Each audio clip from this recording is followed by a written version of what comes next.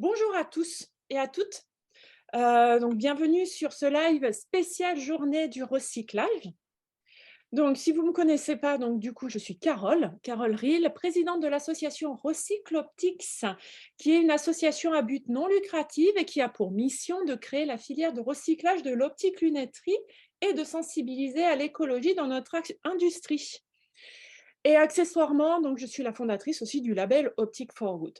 Mais aujourd'hui, à ce moment même, c'est avec ma casquette de Recycloptics que j'organise ce live en compagnie de Flora Joly, cofondatrice de R&D Concept. Bonjour Flora. Bonjour à tous. Et donc du coup, aujourd'hui, nous sommes là avec vous en live pour parler des verres de présentation. Alors non, on ne va pas débattre sur l'utilité ou pas de ce morceau de plastique à usage unique, mais pour parler de l'étude de recyclabilité des verres de présentation que nous avons lancée en ce début d'année 2023 avec R&D Concept. Alors déjà, pourquoi on a lancé cette étude de recyclabilité pour ces verres de présentation? Eh bien, tout simplement, c'est pour vous tenir au courant des tenants et aboutissants du travail de l'association de Recycloptics, où cette année 2023 est l'année où nous irons jusqu'au bout du schéma collecte-recyclage d'un déchet, donc les verres de présentation. Et du coup, pourquoi ces verres de présentation en premier? C'est que ça nous préoccupe beaucoup en tant qu'opticiens de manipuler ce déchet, de le jeter très facilement. Et donc, afin de nous donner la solution la plus vertueuse possible et existante aujourd'hui, alors j'emploie beaucoup le mot vertueux, solution vertueuse, c'est pour dire pas de valeur énergétique.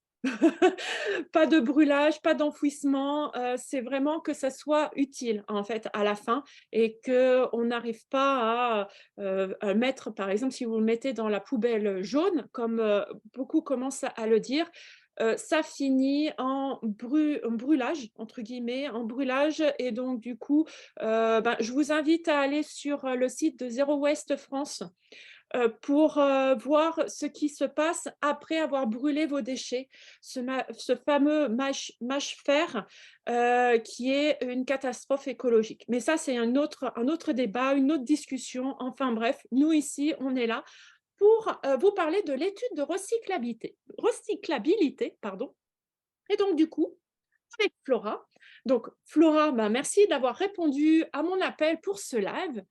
Et avant de Merci à toi. commencer, c'est avec grand plaisir. Et avant de commencer à rentrer dans le vif du sujet de cette étude de recyclabilité, j'aimerais que tu te présentes et que tu présentes aussi ton entreprise. Volontiers. Merci Carole pour cette initiative.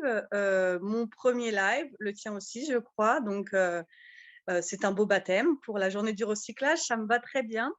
Alors, moi, je suis Flora Joly. Je suis cofondatrice de R&D Concept avec Céline Lapère. Notre aventure entrepreneuriale a commencé en 2018 sur un projet qu'on a nommé Éphémère, E2F-E-T-M-E-R. Et l'idée, c'était de valoriser des plastiques dits sauvages, c'est-à-dire qui sortent des filières traditionnelles de recyclage de plastique et qui terminent leur course dans la nature puis en mer, pour en faire un produit utile, design et du quotidien. Notre idée, c'était vraiment d'aller dans une boucle circulaire, visible, tracée, et d'arriver sur un produit identifié où on connaissait la matière, une matière recyclée. Le déchet nous a amené à notre produit, ce qui est très important parce qu'on aurait pu faire d'autres produits, on avait d'autres idées en tête, mais par rapport aux caractéristiques de la matière première secondaire, la matière recyclée, appelée comme ça, on est arrivé vers un produit qui était la monture de lunettes de soleil, donc les fameuses lunettes éphémères qu'on a mis 4 ans à faire. Pendant ces 4 ans, on s'est rendu compte qu'il y avait énormément d'obstacles sur l'économie circulaire aujourd'hui, économie circulaire locale, en termes de filière, en termes de caractérisation des déchets, en termes d'application, etc., etc. Et plutôt que créer une marque ou plutôt que continuer sur la vente d'un produit, on a créé R&D Concept. R&D Concept, une SAS qui a été créée en 2020, a pour ambition d'accompagner les acteurs sur le chemin de l'économie circulaire, qui n'est pas facile parce que, en effet, ces multiples obstacles que nous avons rencontrés, vous êtes nombreux à les rencontrer. Et donc, on accompagne sur 3 axes principaux: accompagner sur les filières de récupération s'il le faut, parfois ce n'est pas le cas, accompagner sur une meilleure visibilité de tout le process global de recyclage, ça passe par la connaissance de la matière, mais aussi des différents acteurs qui interviennent sur toute cette phase, tout ce cheminement du recyclage. Et enfin, accompagner aussi sur l'éco-conception des produits, parce que cette matière première secondaire, nous pouvons en faire bien évidemment, et c'est l'objet, c'est l'intention, un produit pour rallonger la durée de vie de cette matière qu'on a quand même puisée dans la nature, même si elle a été transformée à un moment donné, c'est quand même une matière qui a été extraite. L'idée, c'est de lui donner le plus de vie possible. Pourquoi pas d'abord réparer, upcycler, mais après recycler pour repousser le plus loin possible cette fameuse phase dont tu parlais tout à l'heure d'incinération. Bah, parfait. J'espère, si vous avez des questions, sur Flora, et son entreprise, R&D Concept, n'hésitez pas à poser, en commentaire, de cette vidéo. Et du coup, ben, connaissant ton travail, Flora, avec Éphémère et ce que tu as enclenché comme travaux avec d'autres matériaux et puis, le développement vers R&D Concept, c'était tout à fait naturel, ben, de faire appel à toi, au sein de l'association Recycloptics, ben, pour réaliser une étude de recyclabilité sur ce fameux verre de présentation. Alors, ben, peux-tu nous dire en quoi consiste une étude de recyclabilité? Bien sûr, tout à fait. Déjà, merci d'avoir fait appel à nous parce que c'est toujours agréable pour nous de travailler avec des acteurs engagés comme vous, avec une vraie ambition de réduire l'impact écologique, et c'est aussi l'ambition que nous portons de notre côté. Donc, c'est un travail en partenariat très intéressant et à plein de sens pour nous. Alors, l'étude de recyclabilité, qu'on a appelée comme ça, c'est en fait une prestation d'entrée quand on a un déchet qui est méconnu, où on ne sait pas exactement, on a une idée de la matière, par exemple, sur ces verres de présentation. Vous nous avez dit tout de suite, à Recycloptics, que c'était sûrement du PMMA, mais il y avait quand même il y a parfois des petites zones d'ombre parce que on ne peut pas reconnaître les matières à l'œil comme ça. C'est surtout sur les polymères, c'est très compliqué parce qu'il y a différentes catégories. Donc, du coup, nous, l'étude de recyclabilité, elle consiste principalement à donner un peu de lisibilité sur le déchet, donc en allant un peu plus dans le détail sur la matière, en allant chercher de l'information, en faisant le diagnostic sur ce qui est déjà fait, sur la matière, en allant même jusqu'au laboratoire parfois pour aller vraiment vérifier la matière première utilisée. Et ensuite, elle fait un état des lieux de la filière, si elle existe, ou des acteurs qui pourraient intervenir sur cette filière-là, des différentes problématiques. Souvent, on se rend compte que c'est très peu visible, que c'est compliqué, surtout quand on n'a pas des énormes quantités en plusieurs centaines de tonnes de matière, et que les acteurs sont un peu dispersés. Donc, on fait cet état des lieux. Et après, on va aller un peu plus dans des scénarios envisageables d'économie circulaire. On va en proposer plusieurs en disant, voilà, étant donné votre matière, étant donné votre déchet, la matière utilisée, les contraintes de cette matière, la filière existante ou les acteurs de cette filière qui pourraient être activés, aujourd'hui, vous avez plusieurs possibilités d'économie circulaire, en tout cas du plus simple au plus compliqué, parce qu'on se rend compte souvent que c'est assez complexe à mettre en place. Et donc, du coup, on va faire des premières pistes qui seront seulement des propositions, des pistes qui demanderont à être un peu plus poussées par la suite. Mais on arrive déjà sur des pistes où on peut avoir de la traçabilité sur ce déchet-là et avoir déjà une idée. Après cette étude de recyclabilité, souvent, quand on va un peu plus loin, on va sur une prestation d'éco-conception produit, où là, on prend le relais sur ces premières pistes et on va vraiment jusqu'au prototypage, voir la pré-série, on réfléchit sur quel type de produit on pourrait fabriqué derrière et avec qui. Voilà. Mais l'étude de recyclabilité, c'est un bon diagnostic. Ça donne de la lisibilité et c'est vraiment un outil d'aide à la décision pour savoir où on va après, qu'est-ce qu'on fait, maintenant qu'on connaît les difficultés, les freins et les leviers, quelle solution on va choisir et ça, c'est particulièrement intéressant pour vous qui travaillez là-dessus, quelles sont les grosses contraintes de cette matière ou alors les avantages aussi, ce n'est pas toujours des contraintes, et comment est-ce qu'on peut travailler sur ça dans une vision plus holistique. C'est assez complet. Enfin, moi, j'ai tout compris. Donc, je ne sais pas, ceux qui nous voient, ceux qui nous regardent, ont des questions par rapport enfin, moi, je trouvais que c'était assez complet, pour, comprendre l'étude de recyclabilité et je voulais faire, du coup, un parallèle, avec, notre étude, donc appliquée sur les verres de présentation. Que peut-on espérer, de cette étude-là? Alors, l'étude est encore en cours, on va bientôt Mmh. la rendre. Donc, Carole en dira un peu plus après sur la suite pour quand on aura fini ça. Ce qui était intéressant sur ces verres de présentation, c'est qu'en effet, et malheureusement, ce n'est pas une histoire isolée, c'est un déchet complexe. Complexe parce que mal identifié, une matière mal identifiée, une filière pareille qui est complètement déstructurée, qui est voire inexistante, des acteurs qui sont un peu dispersés, parfois au niveau européen, mais voire même international. Donc du coup, ça a été une vraie enquête, cette étude de recyclabilité, pour identifier les différents acteurs, différents acteurs. L'idée principale, et on en a parlé en amont ensemble, c'était vraiment de trouver, et c'est l'objet de nos interventions, de nos prestations, de trouver un moyen de valoriser ce déchet avec le plus de traçabilité possible et de manière la plus locale possible. Et c'est ce sur quoi nous avons vraiment axé notre travail pour trouver des solutions, pour vraiment accompagner Recycloptics à avoir de la visibilité, de la traçabilité sur ce déchet-là et pouvoir pousser cette idée d'économie circulaire dans le domaine de l'optique le plus loin possible. Donc, alors, c'est pas fini encore une fois. Il y a toujours des points d'interrogation à lever, mais on a quand même bien avancé.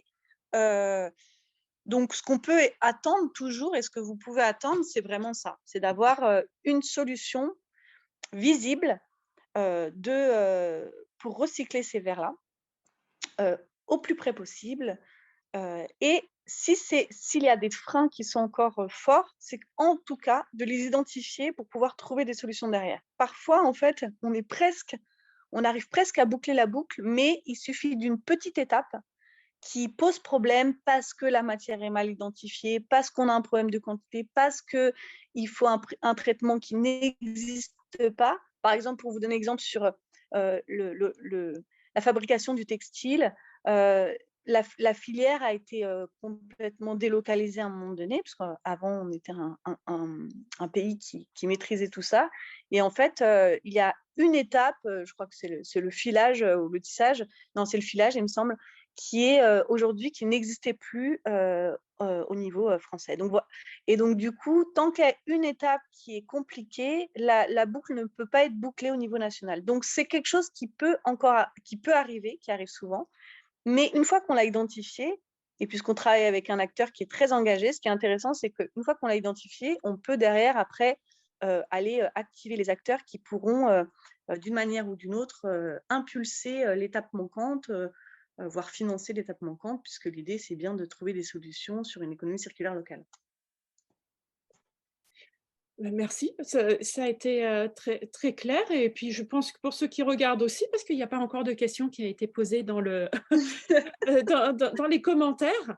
Moi je voulais, rajouter aussi, c'est que, quand on a commencé cette étude de recyclabilité, donc tu m'as demandé d'envoyer, des exemples et en fait, quand j'ai commencé à trier et donc j'ai partagé cette vidéo sur le profil de Recycloptics sur LinkedIn, c'est que je me suis retrouvée avec plein de sortes de verres de présentation. Je crois que je t'ai pas envoyé tout, parce qu'il y en a finalement, je me suis dit: «Ah bah non, finalement, on va pas s'en occuper de ces verres». Donc je me suis retrouvée avec donc des verres de présentation, bon les classiques transparents. On s'est retrouvé avec les transparents avec quelque chose d'imprimé dessus ou quelque chose de gravé ou avec des stickers. Donc tout ça, ces trois particularités font que, ben, ça peut mettre un grain de sable dans le rouage du recyclage. Plus, ben, ceux qui ont, soit une épaisseur particulière ou, ben, qui indiquent peut-être que c'est une autre matière ou un traitement particulier parce qu'on voit qu'il y a des reflets, colorés ou parce qu'il y a un anti-reflet dessus. Donc ça se rajoute encore un grain de sable dessus. Cette étude de recyclabilité, ben, normalement va nous dire si c'est un gros grain de sable ou si ce grain de sable peut passer dans les rouages. Ça, donc ça, je parle du blanc, du transparent. Mais ceux qui sont, colorés, donc solaires, il y a les vrais, verres de présentation, donc style PMMA, heu, colorés. Donc est-ce que la coloration va rajouter un grain de sable dans cette filière de recyclage? Plus, et ben, en fait, c'est pas des verres en dits PMMA, c'est des verres ophtalmiques parce que ce sont des, verres solaires, de lunettes de soleil classiques de marque qu'on a mis à la vue et qu'on pense que c'est des verres, des verres de présentation et que non. Et donc du coup, ça se retrouve, dans nos bacs de collecte et comme je vous ai indiqué, ça représente, il me semble, le tiers du petit échantillon que j'ai fait de 2 ou 4 kilos. Et c'est énorme parce que là, on arrive à 500 kilos. Donc quand on va arriver à la tonne, bah, il faudra, trier tout ça parce que le verre ophtalmique, il y a aucune solution, envisageable dans le monde entier par rapport, ben, par rapport aux discussions que j'ai pu aborder avec des acteurs, que ce soit français et que ce soit des acteurs européens ou internationaux. Donc du coup, peut-être qu'on va mettre de côté ces verres de présentation solaire pour peut-être faciliter déjà le recyclage des verres de présentation transparents.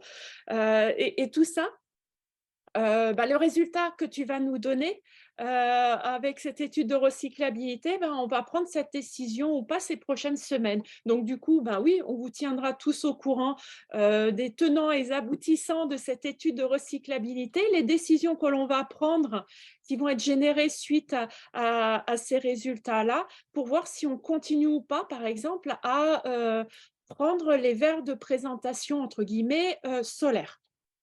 Donc déjà, rien que le début, avant la pré-étude, on s'aperçoit que, il y a une complexité qui arrive. Alors j'imagine même pas quand tu fais toi tes recherches, à trouver, des solutions, à trouver, comment, boucler cette boucle de recyclabilité, ça peut être, ça peut être fastidieux. Si je peux me permettre, en effet, c'est très intéressant ce que tu dis parce que c'est une vraie réalité. Plus, les objets, sont complexes, sont multimatériaux, plus le recyclage va être compliqué aujourd'hui. Oui. Parce qu'en effet, basiquement, avec quelques exceptions près, mais on recycle matière par matière.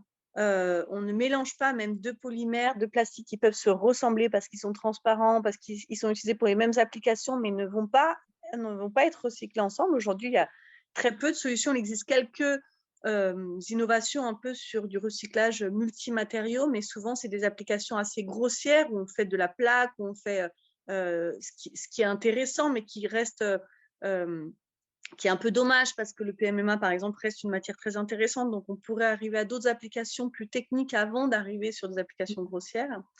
Donc, en effet, ça pose aussi ces questions, ces études de recyclabilité, ces constats posent aussi la question de la fabrication en amont. C'est souvent quelque chose qu'on aborde avec les personnes avec qui on travaille et c'est pour ça qu'on parle d'éco-conception et qu'on accompagne aussi sur l'éco-conception parce que l'éco-conception, c'est penser la fin de vie dès la conception, c'est-à-dire simplifier parfois la fabrication, utiliser d'autres alternatives pour Mmh. éviter d'avoir une fin de vie qui est trop complexe et donc où on va arriver sur du déchet ultime très rapidement, alors qu'en fait, on pensait autrement, on aurait pu prolonger les matières et on sait qu'aujourd'hui, c'est plus un luxe, mais c'est vraiment une nécessité.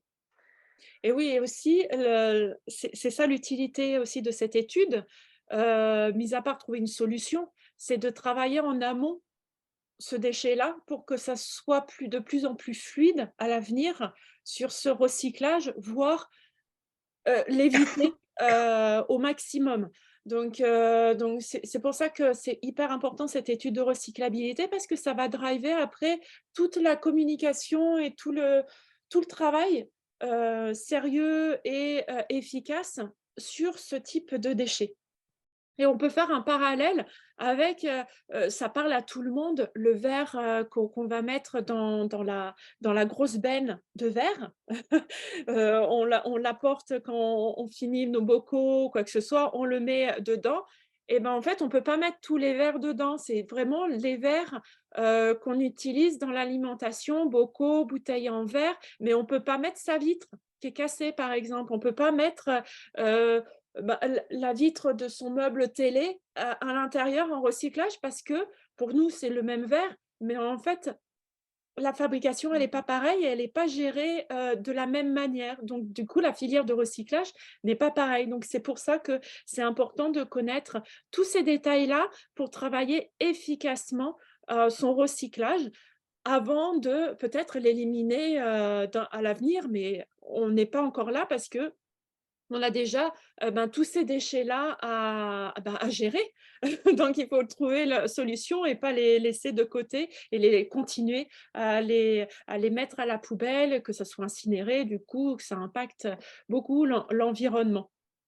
Ce Donc qui est intéressant, c'est que ce travail-là demande vraiment un travail en collaboration, demande vraiment de travailler avec toute une intelligence collective, de croiser les regards d'experts, de croiser les secteurs qui ont on a eu beaucoup l'habitude ces dernières, dizaines d'années de travailler chacun en interne dans nos spécialités, parce que la société avait été construite comme ça nous a permis certes d'avancer vite sur certains domaines, mais le revers de la médaille, c'est que du coup, on s'est un peu déconnecté des difficultés des uns et des autres. Donc, du coup, ce travail-là qu'on fait avec les clients qui viennent nous voir ou que nous, on fait quand on fait ces diagnostics-là, c'est aussi quand on reboucle la chaîne, on se rend compte des difficultés. Pourquoi est-ce que les injecteurs ou les fabricants vont pas vouloir utiliser de la matière recyclée? Quelles sont leurs contraintes? Comment est-ce qu'on les lève? Pourquoi est-ce que dans l'optique, on utilise ces verres de présentation? Il y a forcément voilà, qu'est-ce qui a amené cette utilisation? Pourquoi elle est importante et comment est-ce qu'on pourrait s'en passer? Etc., etc. Et ça, en travaillant avec nos clients qui vont arriver avec Recycloptique, c'est bien sûr arriver avec beaucoup de connaissances et d'informations sur toutes ces pratiques-là et sur les avantages et les inconvénients. On arrive tous ensemble, chacun en mélangeant nos domaines, à trouver des solutions qui sont plus cohérentes, plus viables, plus durables. Donc voilà, c'est vraiment un beau travail très intéressant pour nous. oui et surtout, je veux insister que, ce travail-là, et c'est le but de l'association Recycloptics, c'est un travail pour toute la filière de l'optique lunetterie.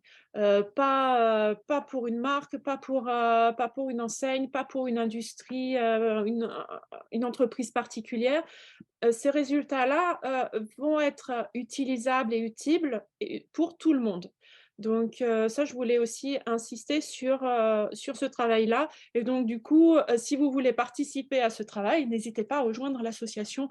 Pardon, je prêche, pour ma paroisse, Bien sûr. heu, d'adhérer à l'association pour venir nous aider et fluidifier et aller plus rapidement sur la mise en place suite aux résultats de cette étude de recyclabilité. Ça ça c'est tout à fait dans le mood, de l'association Recycloptics et puis, dans l'état d'esprit, collaboratif, collectif, de cette solution. Alors je suis en train de regarder, il n'y a pas encore de questions, donc c'est que tout doit être, clair. Ah si, on me dit en coulisses, c'est qu'il y a, des questions, mais je ne les vois pas. Alors, j'ai Pierre qui me demande, quel autre type, il y a, comme matière, mis à part le PMMA dans ces verres de présentation? Est-ce que c'est quelque chose que tu sais déjà, que tu peux déjà nous partager? Alors, on a eu déjà un peu des éléments, faut qu'on les creuse un peu. En fait, surtout, ce qu'on s'est rendu compte, c'est qu'il était très difficile de remonter la chaîne jusqu'au fabricant pour savoir la matière utilisée. Ça, c'est déjà un signe que c'est pas, il y a un manque de traçabilité. On a un manque de traçabilité de nos déchets, mais on a souvent un manque de traçabilité des produits qu'on achète. De mémoire, il me semble que principalement, donc en effet, c'est le PMMA, mais il pourrait y avoir aussi du polycarbonate. En fait, c'est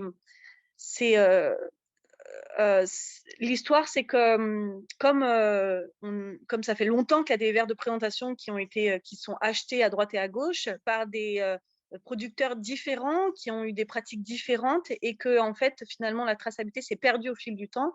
Il a pu avoir d'autres types de matériaux utilisés à un moment donné, même si ça reste minime. C'est quand même une réalité qui fait que ça peut en effet, comme disait Carole, mettre un grain de sable dans le recyclage. Et parfois on dit que alors, si c'est vraiment minime, ça peut passer, mais il y a certains matériaux qui supportent vraiment pas d'être mélangés à d'autres. Donc, du coup, même si c'est un petit pourcentage, ça peut vraiment empêcher le recyclage en fin de vie. Donc, c'est très important d'aller vérifier cette information-là. Et ça, c'est quelque chose qui est encore en cours, mais oui, voilà. Il y aurait éventuellement d'autres matériaux, mais en pourcentage réduit. Et de toute façon, on vous tiendra au courant, de ce résultat de l'étude de recyclabilité et les décisions que l'on prendra, pour, cette filière de collecte et puis qu'on travaille tous ensemble, avec, les opticiens qui nous suivent, ben, pour, faciliter et puis trouver des solutions pour que ça soit de plus en plus, facile. Mais en tout cas, oui, c'était une très bonne question et ça, on a une attention particulière pour, fluidifier, cette collecte-là. J'ai vu ça y est, j'ai trouvé le fil des questions. J'ai vu que Julien avait parlé de déchets complexes, parce qu'on a parlé de déchets complexes, mais vu simplement, tous les calibres de présentation se ressemblent. Donc, ça rejoint un petit peu la question de Pierre. Il y a différents types de verres de présentation. Est-ce que ça va être simple de les différencier? Bah, ça, c'est justement une des questions qu'on essaiera de lever.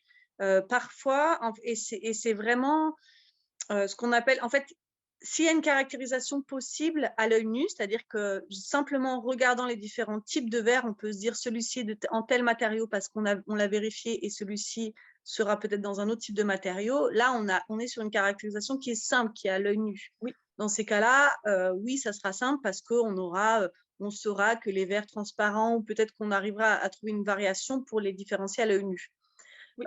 Par contre, la grosse difficulté, c'est en effet, si on sait qu'il y a un pourcentage trop important d'une autre matière, qui sera indifférenciable à l'œil nu. Et dans ces cas-là, à part les machines qui existent aujourd'hui pour caractériser, là, on arrive dans une complexité en effet du tri en fait en amont, parce que ça veut dire beaucoup plus d'investissement. Oui. Voilà. Oui, oui, cette étude-là va nous aider. Va Voilà. nous aider à trouver ces solutions-là et bien sûr, on partagera avec vous. J'ai vu une autre question de Marc, qui est arrivé un peu en retard, c'est pas grave, mais qui parle, alors là, on parle d'une autre matière, des poussières de verre des meuleuses. Oui, je sais, alors c'est pas le sujet de ce live-là, mais par contre, il y a un groupe de travail dessus qui avance et j'espère pouvoir en parler, en communiquer, ces prochaines semaines ou ces prochains mois, pour, vous en dire plus sur cette question-là. J'ai vu aussi Antoine. Antoine, je sais qu'on peut se passer des calibres de présentation, mais là, en fait, le but de cette étude de recyclabilité, c'est vraiment, bah, de s'occuper de ce qui existe déjà, parce que pour l'instant, ça passe à la poubelle et si on arrive à trouver des solutions pour que ça soit utile, parce que c'est le but aussi, c'est qu'in fine, après cette étude de recyclabilité, c'est que quand on va faire l'étude de conception produit, c'est qu'on puisse ramener cette matière-là dans notre industrie lunetière.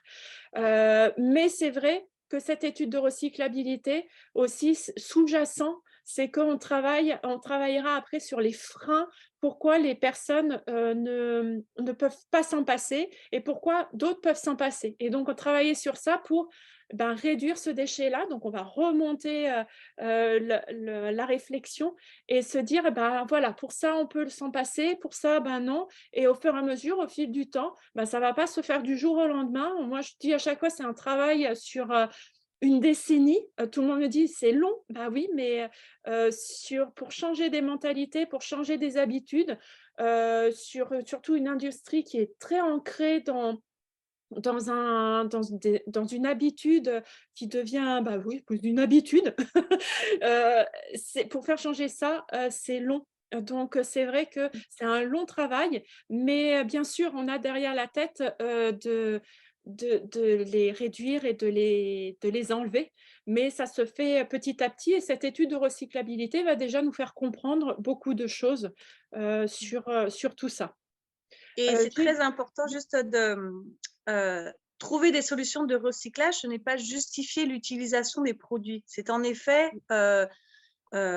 partir d'un constat qui est qu'aujourd'hui, on a des milliers de tonnes, des millions de tonnes dans le monde de déchets, des millions et des millions. C'est incroyable ce qu'on a, qui sont déjà produits. Donc maintenant, c'est qu'est-ce qu'on en fait? Qu'est-ce qu'on en fait? Et ça ne veut pas. Et Carole l'a bien expliqué, mais je le redis autrement parce que nous, on nous a souvent posé la question sur les lunettes éphémères. Ah comme ça, vous justifiez les plastiques dans la nature? Pas du tout. On signale qu'il y a une problématique. On signale qu'il y a beaucoup de déchets qui ne trouvent pas de place et qu'on continue de puiser dans la nature alors qu'on a déjà de la matière qui est disponible, qui demanderait à être réutilisée. Donc, en effet, et c'est très important de le signaler, vous avez raison, ça va dans les deux sens. C'est à la fois, trouvons des solutions pour ces déchets-là, mais en même temps, trouvons une alternative et réduisons-les à la source. C'est complémentaire et ça doit l'être, en fait, pour être dans une vision qui est globale et qui est moins impactante. Et il y a une dernière question. Et ça y est, la demi-heure est déjà passée du live. Mais j'ai une dernière question de Pierre qui nous demandait le tonnage annuel de ces verres de présentation. C'est estimé, je l'ai estimé à entre 80 et 85 tonnes par an en France, donc en France. Quand j'avais commencé mes recherches pour le recyclage de ce déchet-là, c'était peut-être en 2015-2016, ça n'intéressait pas les grands recycleurs qui, pour eux, c'est pas beaucoup. Mais ce n'est pas une raison pour les laisser dans la nature. Donc, c'est pour ça que j'ai insisté que peut-être 6 ans après, je crée l'association Recycloptics. C'est que des solutions n'ont pas été créées. Et c'est pour ça que l'association veut prendre ce sujet à cœur et trouver des solutions parce que 85 tonnes, si on peut les sauver de la nature ou du brûlage pour le transformer en mâche-fer et éviter qu'on retire 85 tonnes. En fait, c'est ça, c'est que ces 85 tonnes, c'est non seulement elles vont finir dans la nature, mais on va repuiser 85 tonnes pour faire autre chose derrière, en fait. Alors voilà. Donc, c'est un double utile pour. Oui, tout à fait. Et le dernier chiffre que j'ai lu, je crois hier ou hier sûrement, c'est que sur tous les plastiques qui sont jetés, il n'y a que 9% qui sont recyclés. Et nous, on veut prétendre à faire 100% de nos plastiques à usage unique, à les recycler. Donc déjà, on essaie de retrouver une utilité sur ces déchets qui sont jetés à la nature. Voilà, je termine sur ces 2 chiffres. Donc, je ne sais pas si de toute façon, s'il y a d'autres questions, vous pouvez toujours continuer à les poser en dessous de cette vidéo parce qu'elle va continuer à tourner. Vous pourrez la voir après ce live. Donc, en tout cas, merci Flora. Merci Flora pour toutes ces explications. J'espère que ça a été utile pour tout le monde, pour tous ceux qui l'ont vu et tous ceux qui le verront. En tout cas, je réinsiste sur le fait que les résultats de l'étude, on le partagera bientôt, dès qu'on aura tout décanté et tout mis à plat.